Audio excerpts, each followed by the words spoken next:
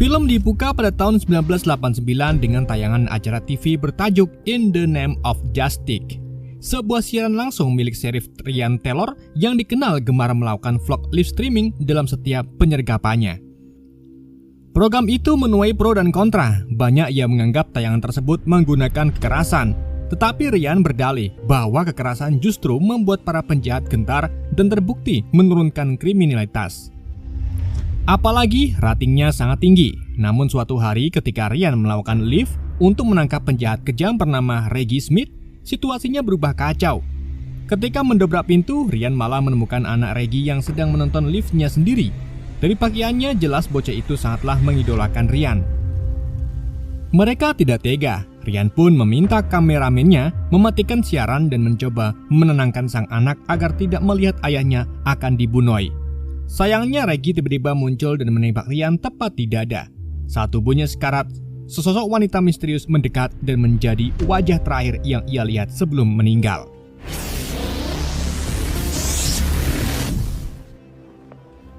Cerita lalu melompat ke tahun 2067.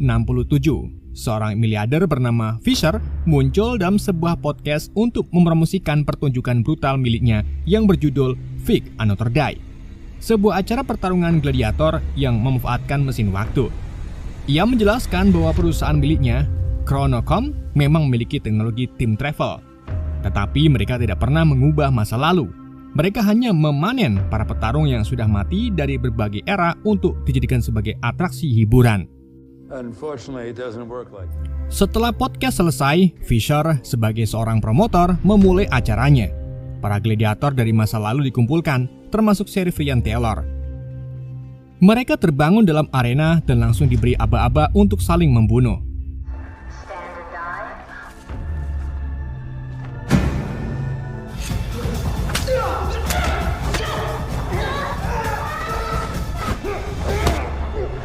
Pertarungan sengit pun pecah hingga semua petarung tumbang, menyisakan Ryan yang juga sekarat hingga akhirnya mati lagi. Setelah itu di balik ruang kendali terlihat Fisher menyapa Verus, seorang gladiator dari zaman Romawi yang akan dijadikan sebagai komentator demi menambah kemeriahan pertunjukan. Tak lama setelah itu Ryan tersadar di sebuah ruang isolasi. Ajaibnya semua luka pertarungan tadi hilang begitu saja. Saat masih kebingungan, layar monitor di depannya menampilkan seorang wanita bernama Isabel, sosok misterius yang sempat ia lihat sebelum meninggal di tahun 1989. Isabel menjelaskan bahwa ia membawa Ryan ke masa depan untuk ikut dalam acara Chronocom yang menjanjikan kehidupan baru bagi siapapun yang bersedia mengikuti aturan mereka.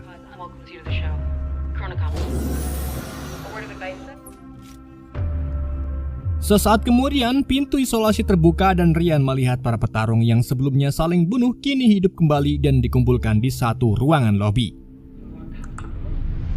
Di ruangan itu, Ryan berkenalan dengan Colt, pria Amerika yang langsung mengajaknya berteman. Namun percakapan mereka terputus saat layar besar menampilkan Verus yang menjelaskan aturan Fight Another Day musim ke-10. Ryan yang semakin bingung bertanya-tanya apa sebenarnya tempat ini. Sedangkan Colt heran karena pemandu Ryan yaitu Isabel rupanya tidak menjelaskan apapun kepada Ryan. Colt lalu menerangkan bahwa semua petarung berasal dari zaman berbeda lengkap dengan senjata asli era mereka. Aturannya hanya satu, bertarung sampai meninggal. Mendengar itu, rencana kabur langsung terlintas di benak Ryan. Tetapi seketika ia mengurungkan niatannya untuk kabur ketika seorang wanita mencoba lari lalu kelapanya tiba-tiba meledak begitu saja. Dari ruang kendali, Fisher muncul dan menjelaskan bahwa setiap peserta dipasangi chip pemusnah kelapa agar tidak ada yang melanggar aturan. Setelah memastikan semua peserta ketakutan, Fisher memerintahkan stafnya mengundi pertarungan pertama dan nama Ryan keluar untuk melawan Arthur.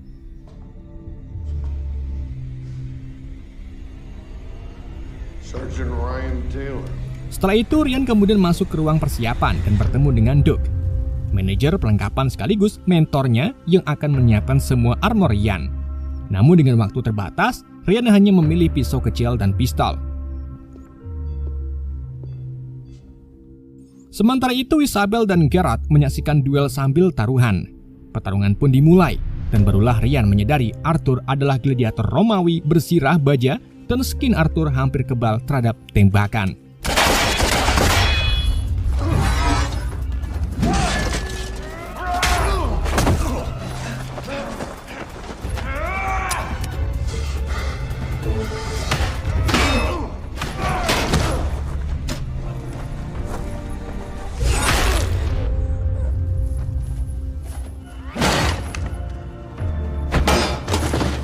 Ryan sempat terpojok, tetapi berkat kegigihannya, ia pun menemukan celah dan menusuk Arthur hingga tumbang. Melihat itu, Fisher pun tampak puas. Setelah duel, iklan obat Chronocom pun ditayangkan, menampilkan pasien-pasien berwajah kosong yang bergantung penuh pada obat tersebut. Pada saat yang sama, iklan itu mempromosikan mesin waktu Fisher yang diklaim tidak pernah mengubah masa lalu, hanya mengambil pejuang yang memang ditakdirkan untuk menghilang. Namun beberapa saat kemudian, Isabel menghubungi Ryan di ruang isolasi dan mengungkapkan tujuan sebenarnya. Ia bekerja di Chronocom untuk menghancurkan Fisher karena dunia di tahun 2067 hancur akibat ketergantungan pada obat buatannya. Ryan pun bingung apa hubungannya dengan semua itu. Tetapi Isabel mengatakan bahwa Ryan di masa lalu pernah berjuang demi masa depan yang lebih baik. Dan satu-satunya cara merebut mesin waktu Fisher adalah memenangkan musim ke-10. Dan Ryan diminta terus bertarung.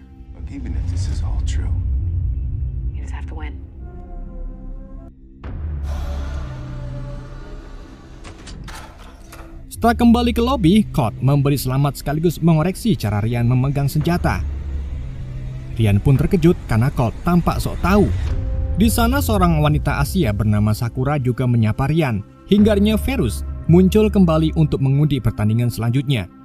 Sakura terpilih melawan Blind, pria besar bertubuh Asgard.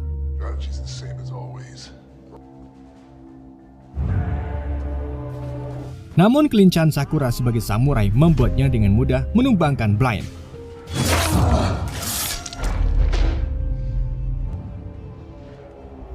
Pertarungan itu disaksikan oleh para pengguna obat Fisher yang tampak lulu dan tanpa jiwa. Ryan kemudian memberi hormat kepada Sakura, tetapi Code mengingatkan bahwa mereka bisa saja bertemu sebagai lawan, jadi jangan terlalu akrab. Udian ketiga pun dimulai, dan Code dipertemukan dengan Better, pemburu dari zaman es.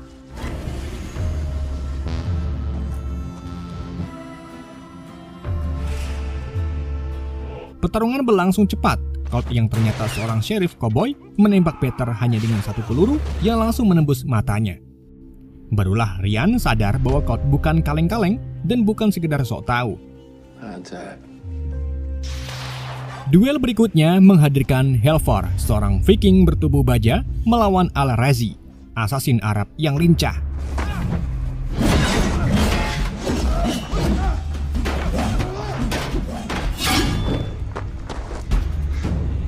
Pertarungan mereka seru, namun akhirnya Al-Razi tumbang karena kekuatan fisik Helfor yang sangat luar biasa. Setelahnya, Cal melapor bahwa rating siaran melonjak drastis. Pemakaian obat Chronocom bahkan mencapai 87%. Popularitas itu jelas berasal dari Ryan yang menjadi bintang utama di musim tersebut. Mengetahui hal itu, Fisher pun langsung mengubah pola undian agar Ryan bertarung 2 kali dalam sehari demi mendongkrak penonton. Pertarungan berikutnya pun mempertemukan Ryan dengan Maury. Di ruang persiapan, Doug memberi dukungan moral sembari menceritakan masa lalunya sebagai polisi kepada Ryan. Ia berusaha meneguhkan Ryan yang mulai goyah. Sementara itu dari ruang kendali, Fisher bersiap menonton dengan penuh antusias. Saat duel dimulai, Maury yang membawa tameng dan pedang khas Romawi langsung menekan Ryan habis-habisan. Tembakan Ryan sama sekali tidak menembus tamengnya, bahkan serangan pedang Maury nyaris menghabisinya.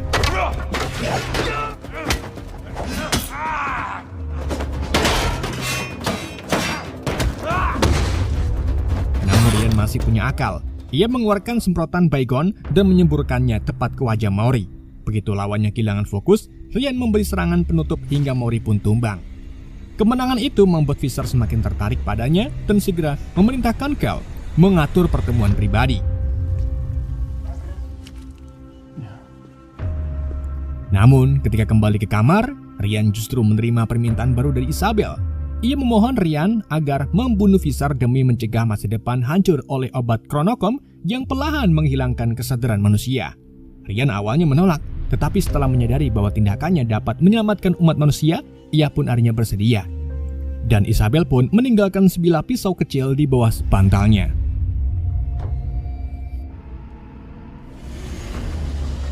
Singkat cerita, pertemuan dengan Fisher pun dilakukan di arena. Namun arah pembicaraannya tidak seperti yang Ryan duga. Fisher mengaku bahwa sejak kecil ia mengidolakan Ryan dari siaran televisinya tahun 1987. Dan dari sanalah ide Fake Another Day tercipta. Ia bahkan membanggakan bahwa berkat program itu tingkat kriminal dunia kini mencapai 3%. Tanpa ragu, Fisher pun menawarkan kerjasama. Ia ingin menjadikan Ryan wajah utama pemasaran obat Chronocom. Saat Ryan bertanya apa imbalannya, Fisher menyinggung kematian putranya dan menawarkan kesempatan membawa sang anak dari masa lalu. Tawaran itu pun mengguncang Ryan. Ketika ia mencoba mendekat untuk menusuk Fisher, tangannya berhenti. Ia tidak sanggup mengabaikan kemungkinan bertemu kembali dengan putranya. Pisau itu pun ia buang di tempat itu. Ketika kembali ke kamar, Isabel langsung minta penjelasan. Ryan mengakui bahwa ia tidak bisa menjalankan misinya karena janji Fisher tentang putranya terlalu berat untuk ia lepaskan. Ia memilih terus bertarung dan memenangkan akses ke mesin waktu. Setelah selesai dengan Ryan, Isabel tiba-tiba dihampiri Fisher dan menanya Isabel mengenai asal-usulnya dari keluarga kelas bawah. Namun, ia menyangkal itu adalah kesalahan data, tapi Fisher tetap memerintahkannya untuk cuti 1 bulan. Placing you on leave. Waktu pun berjalan dan pertarungan terus digelar. Ryan memenangkan banyak duel, begitu juga dengan Colt yang semakin mendominasi. Hingga suatu hari, sebelum pertarungan dimulai, Doug memberi nasihat yang menampar kesadaran Ryan. Ia mengatakan bahwa Ryan terlalu mengejar kepentingan pribadi hingga melupakan jiwa utamanya sebagai polisi, yaitu melindungi mereka yang tidak berdaya. Doug menegaskan bahwa ia sendiri tidak punya kesempatan menghentikan Fisher, sedang Ryan punya peluang besar untuk memperbaiki masa depan. Kata-kata itu pun membuat Ryan termenung dan hatinya mendapat hidayah. Singkat cerita, di pertandingan selanjutnya, Ryan bertarung melawan seorang polisi perang dunia kedua bernama Sandy Lewis. Ryan sempat unggul dan hampir menghabisinya. Namun, Sandy meminta satu permohonan terakhir, yaitu mencium kalung anaknya. Ryan pun mengabulkannya. Setelah itu, Sandy menyatakan siap mati, tetapi Ryan justru melempar senjatanya menjauh.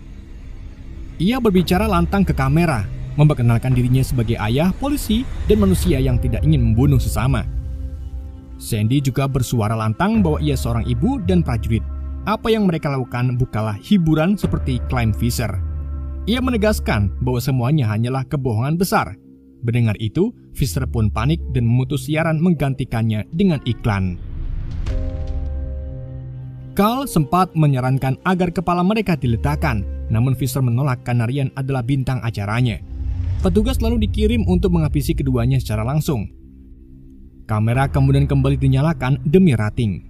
2 petugas menembak Sandy hingga tewas lalu memukul kepala Ryan sampai pingsan.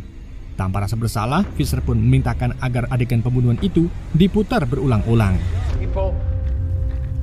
Sementara itu di lobi, kini tersisa 4 petarung yaitu Ryan, Colt, Herval, dan Sakura. Dalam ketegangan itu, Cole berbicara serius kepada Ryan. Ia meminta satu hal jika mereka bertemu di arena, salah satu dari mereka harus membunuh dengan cepat agar tidak tersiksa.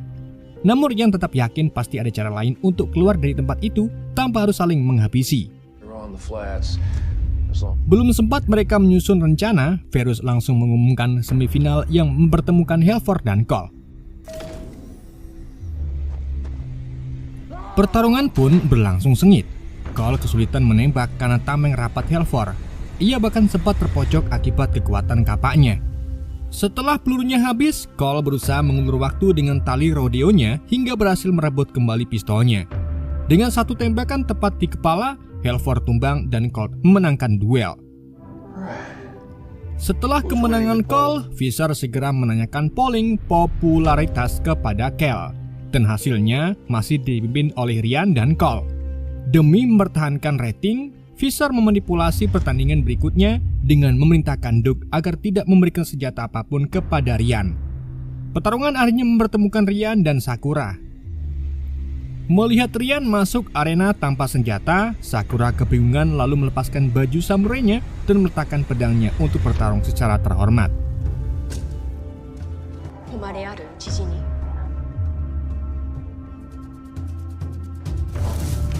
Duel tangan kosong pun berlangsung sengit, tetapi sayangnya Ryan tampak kewalahan.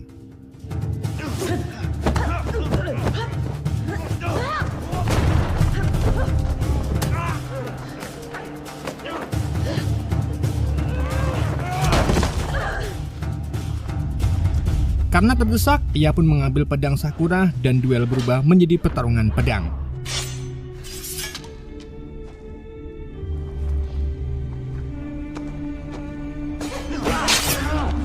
Tentu saja Ryan kembali terpojok hingga tinggal menunggu eksekusi. Pada saat genting itulah ia melihat pisau kecil yang sebelumnya ia buang saat gagal membunuh Visser. Dengan manuver nekat, Ryan menancapkan pedang Sakura ke dadanya sendiri agar bisa mendekat lalu berniat menusuk Sakura. Namun ia menahan diri. Melihat hal itu, Sakura pun kecewa karena Ryan tidak menuntaskan duelnya.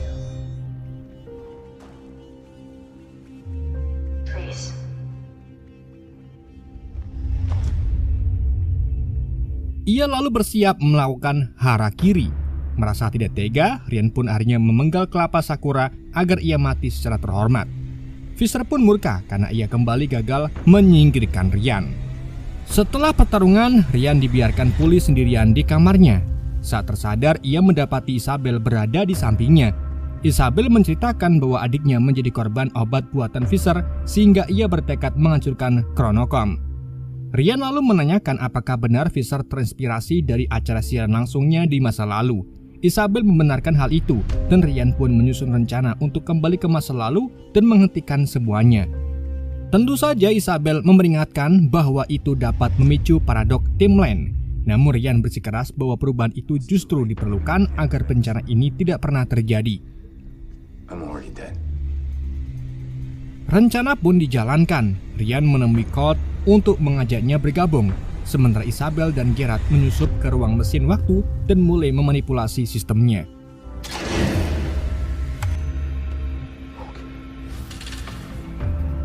Saat itu, Verus mengumumkan final yang mempertemukan Ryan dan Colt. Namun, sebelum duel dimulai, seluruh daya gedung padam, memberi kesempatan bagi Ryan dan Colt untuk kabur menuju ruang kendali mesin waktu. Setelah daya kembali menyala, para kru kaget karena kedua petarung hilang. Namun Visser tetap tenang karena sudah menyiapkan langkah darurat. Benar saja ketika Ryan dan Geralt mempersiapkan mesin waktu, Colt tiba-tiba menembak Geralt. Ternyata Colt memiliki ambisi pribadi untuk menang agar bisa memanggil kembali istri dan anaknya.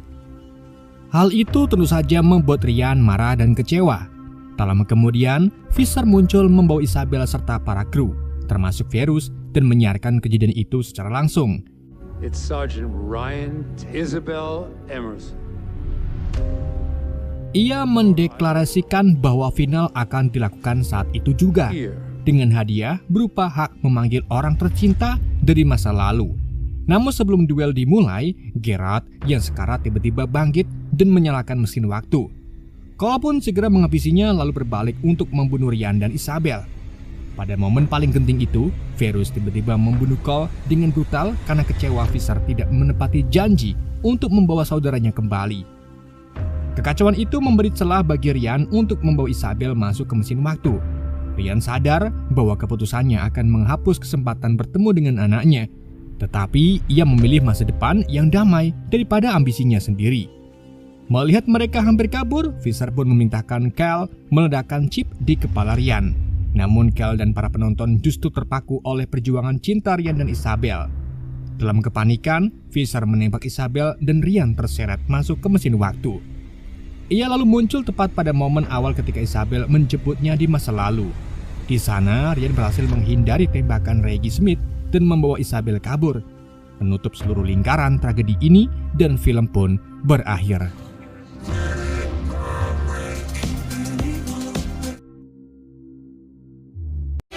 Oke guys, itulah alur cerita film Fake Another Day. Semoga kalian terhibur dengan alur cerita yang saya bawakan. Mohon maaf jika ada kesalahan dalam penyampaiannya ataupun penyebutan nama. Sekian dari Yande, sampai jumpa di video berikutnya.